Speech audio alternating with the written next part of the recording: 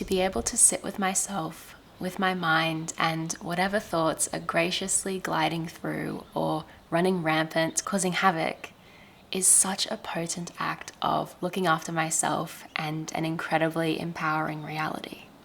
Looking forward to my designated time to sit down, cross my legs, sit up tall, dip my chin, place my palms on my knees facing upwards to allow energy to flow through me. Close my eyes, take a deep breath in through my nose and into my belly. Exhale and be still. Being consciously in the moment, in the present, with no other place to be. This is what meditation has given me. My mind was a place that I was scared of for a long time, and in my physical body, I felt like I could never sit still, which is why I thought that meditation wasn't for me, when in reality, they're the very reasons I had so much to gain from the practice. Being scared of my mind, my thoughts, overthinking, decision averse, led me to feeling so stuck and lost in my life. It felt like the only way I could deal with being scared of being alone with my thoughts was to simply not be alone with them and to switch off from deep thinking entirely. I couldn't just hide from the things that I didn't want to deal with. The positive thoughts had to go as well. So I found myself going through the motions, not being intentional on a daily basis, not really having anything I was working towards, not really having any goals, just not really having a clear picture of what I am doing or what I'm working towards. I became much worse at making decisions, even tiny ones, because I almost didn't know how to hang out in my head. I didn't know what to listen to, how to think things through, weigh options. I just wanted someone else to make the call and have the matter sorted. I wanted to spend the least amount of time in my head. But of course, pushing something down doesn't solve it or make it go away. So whatever I didn't want to deal with just kept coming up. Again and again and again and again. So now I couldn't sit still. I couldn't be alone with my thoughts. So I had to keep myself busy, my mind occupied with the podcast. I had to have such full-on days, so I would be so tired at night, so I didn't have the energy or mental capacity to think. I didn't even want to be alone because I wanted another person there to distract me. And like so many things, there comes a breaking point where it is simply more difficult to ignore it than it is to address it. So I decided I would try and meditate for 30 days. And I hated it. Just because I had decided to sit down and start to sort through and address and face head-on my problems didn't make it any easier to actually go through that process. 20 minutes felt like an absolute lifetime. I found myself wanting to check the time, thinking, when the heck is this gonna be over? My back is sore from sitting up straight this long. My legs are numb and they don't feel good. It's cold. It's too hot. What's that noise? My butt is so numb. Surely that's been 20 minutes. I wanted to fidget, and then often I did fidget. I wanted to check the time all the time, but then when I did, only like 5 minutes had passed. And I could not stop my mind from just going off on tangents. Going into this meditation experience, I knew that I needed an anchor, something to bring me back and keep me in the present moment when my mind was going off on tangents, or I was thinking about, oh, how long have I got left? And for this, I chose to utilize my breath. I knew that it was quite powerful in regulating my emotions, my stress, frustration, anxieties, so it seems like a simple tool for me, and it was. But I continued to struggle for the whole experiment with the length of a 20-minute meditation. I continued to have similar thoughts and physiological experiences.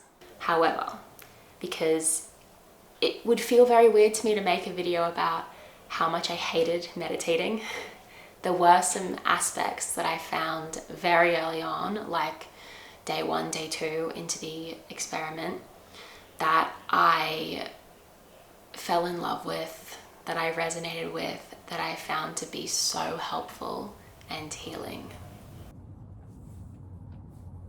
Going to bed the night before, knowing that whatever the next day had to bring, I would start it with something purely for myself. I found it incredibly empowering and caring that the first thing I did each day was for me, and that it was to help and look after me. Sitting outside in the dark, in the cold, no one else was awake. It was the kind of silence that was blissful, not scary. Being outside made me feel so much more connected to nature and the universe, because I suppose that's what I'm connecting from my body, my soul, my mind to this higher power, this being through meditation. It's quite a spiritual practice. And I felt like I was being vulnerable out there, directly in touch with the wider world. I was breathing in beautiful fresh air. The very idea that I was no longer going to run from my issues, that I was tackling them head on in a really healthy and sustainable way, empowering as heck. And I felt really proud of myself too. It's crazy because I now can't imagine being scared of meditating, of being in my head.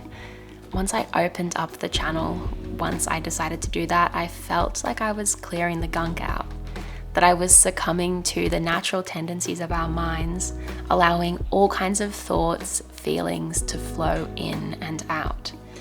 To notice these thoughts without judgment in my meditation allowed me to see them more objectively and not be so scared of dealing with them. And I was finally allowing these positive, growth-inducing thoughts to flow freely into my mind. Love, creativity, passion, drive, connection, healing. My meditation practice looks a bit different now because, well, we're out of winter and we're getting into summer. So it's lighter much earlier now. It's lighter. It's mostly light when I wake up, and it's not as cold outside in the mornings. Additionally, I actually really look forward to my practice now, and I crave my morning meditation. I don't do it every day, but I do it most days, and it feels amazing. I'm now one of those people. But I'm incredibly grateful for the practice, and grateful to myself and proud of myself, because it took a lot of courage to do that. And yes, while it became too painful to continue going down the same path that I was, it still was hard. I don't set a timer that often and still need to work my way up to 20 minutes, but it doesn't matter to me because my time in meditation is still potent and transformative, because I am succumbing to the present moment and indulging in whatever kind of comes my way, comes out of it. Letting go of that need for control has given me so much more control, healthy control, of my reactions, moods, outlook, the way I live my life. Giving up that desire to desperately cling to surface level control and to completely succumb to yourself provides you with the clarity and then the tools you need for your intuition to take control. The one thing that will always know what's best for us, that we can trust, and that will cause us angst if we ignore. Because deep down, we just want the best for ourselves.